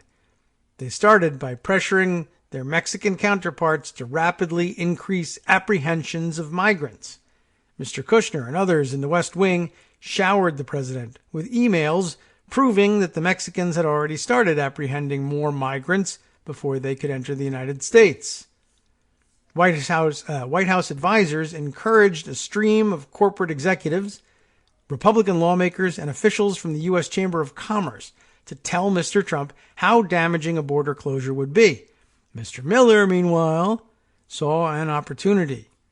It was his view that the president needed to completely overhaul the Homeland Security Department and get rid of senior officials who he believed were thwarting efforts to block immigrants. Although many were the president's hand-picked aides, Mr. Miller told him they had become part of the problem by constantly citing legal hurdles. Keep telling me what the legal problems are. We'll get rid of you. Of course, also, if they were hand-picked aides, Miller's power grows with every one of them that he purges, right? He's the only voice left. Ms. Nielsen, who regularly found herself telling Mr. Trump why he couldn't have what he wanted, was an obvious target. When the president demanded flat black paint on his border wall, she said it would cost an additional $1 million per mile. When he ordered wall construction sped up, she said they needed permission from property owners. Take the land, Mr. Trump would say, and then let them sue us. When Ms. Nielsen tried to get him to focus on something other than the border, the president grew impatient. During a briefing on the need for new legal authority to take down drones, Mr. Trump cut her off mid-sentence. You're going to love this one. Kirsten, you didn't hear me the first time, honey. Mr. Trump said, according to two people familiar with the conversation. Shoot him down. Sweetheart, just shoot him out of the sky, okay? But the problem went deeper than Ms. Nielsen, Mr. Miller believed. L. Francis Cisna, the head of the United States Citizenship and Immigration Services until earlier this year, regularly pushed back on Mr. Miller's demand for a culture change at the agency. Where Mr. Miller believed asylum officers were bleeding hearts, too quick to extend protections to immigrants. They needed to start with the opposite point of view, Mr. Miller told him, and start turning people away. John Mitnick, the Homeland Security General Counsel, who often raised legal concerns about Mr. Trump's immigration policies, was also on Mr. Miller's blacklist. Mr. Miller had also turned against Ronald D. Vitiello, a top official at Customs and Border Protection, whom the president had nominated to lead Immigration and Customs Enforcement, ICE. By midweek, the campaign to change Mr. Trump's mind about closing the border seemed to be working. Maybe there's another way to do this, the president told Ms. Nielsen. How about if I impose tariffs on the Mexicans, or threaten to impose tariffs? Tariffs are great. But the staff worried that his retreat would be only temporary. The president never really let go of his obsessions. They were right. On a trip to California late in the week, Mr. Trump turned to Mr. McClellan, the Customs and Border Protection chief, with a new idea. He wanted him to stop letting migrants cross the border at all, with no exceptions. If you get into any legal trouble for it, Mr. Trump told him, I'll pardon you. Again with this. Once on the ground, Mr. Trump met up with Ms. Nielsen and worked a room filled with Border Patrol agents. Start turning away migrants at the border, he told them. My message to you is keep them all out, the president said. This is not in quotes, by the way, but this is the way they're writing it. Every single one of them. The country is full. You remember that. After the president left the room, Mr. McClellan told the agents to ignore the president. You absolutely do not have the authority to stop processing migrants altogether, he warned. As she and her staff flew back to Washington that Friday evening, Ms. Nielsen called the president. She knew he was angry with her. Sir, I know you're really frustrated, she told him. The president invited her to meet with him on Sunday in the White House residence. Ms. Nielsen knew that Miller wanted her out. So she spent the flight, huddled with aides on a strategy for getting control of the border, a Hail Mary pass. She called it the 6 C's: Congress, courts, communication, countries, criminals, cartels. It's already dumb. Unbeknown to her, Ms. Nielsen's staff started working on her letter of resignation. Amazing. When Ms. Nielsen presented her plan to Mr. Trump at the White House, he dismissed it and told her what he really needed was a cement wall. Sir, she said, I literally don't think that's even possible. They couldn't build that now even if it would work, which it wouldn't, Ms. Nielsen told him. The design for steel barriers had long since been finalized, the contracts bid and signed. The president responded that it was time for her to go. Mr. Trump recalled later, Kirsten, I want to make a change, he said. The president said he would wait a week to announce her resignation to leave time for a transition, but before Ms. Nielsen had left the White House that day, the word was leaking out. By evening, Mr. Trump was tweeting about it. I'll give you a week. Tweet, tweet, tweet, tweet, tweet. What a jerk. The Secretary of Homeland Security, Kirsten Nielsen, will be leaving her position, Trump wrote, and I would like to thank her for her service. The dismissal was a turning point for Mr. Trump's immigration agenda, start of the purge that ushered in a team that embraced Mr. Miller's policies. Which aren't policies, it's just I hate stuff and let's do things. Mr. Trump quickly dismissed Claire M. Grady, the Homeland Security Undersecretary, and moved Mr. McClellan to take Ms. Nielsen's old job. Within 2 months, Mr. Cisna was out as well, replaced by Kenneth T. Cuccinelli II. Ken Cuccinelli, former Virginia Attorney General and an immigration hardliner. On August 12th, Mr. Cuccinelli announced that the government would deny green cards for immigrants deemed likely to become public charges. 9 days later, Mr. McClellan announced regulations to allow immigrant families to be detained indefinitely. In the months since the purge, the president has repeated his threat of placing tariffs on Mexico to spur aggressive enforcement at the border. Mr. McClellan and Mr. Cuccinelli have embraced restrictive asylum rules, and the Pentagon has approved shifting $3.6 billion to build the wall. Mr. Trump has continued to face resistance in the courts and public outrage about his immigration agenda, but the people who tried to restrain him have largely been replaced. In the interview with The Times this past summer, Mr. Trump said he had seriously considered sealing the border during March, but acknowledged that doing so would have been very severe. The problem you have with the laws the way they are, we can have 100,000 of our soldiers standing up there. They can't do a thing, Mr. Trump said ruefully. Well, how revealing. I wish we had known this earlier, not that we would have done anything about it. Sometimes depressing to find out exactly how crazy he really is and how people try to facilitate his work anyway. Very sad. From Daily Kos Radio on networksradio.com. You have been listening to the Kagro in the Morning Show with David Waldman. Well, he may be an international human rights criminal, but at least we had a laugh about the snakes and alligators, and I'm surprised there weren't any sharks. Everybody went immediately to sharks with frickin' lasers on their heads in the trench surrounding the wall. We'll be right back. We'll be back tomorrow with a live show. For now, tune in and let Justice Putnam fill you in on what you've missed.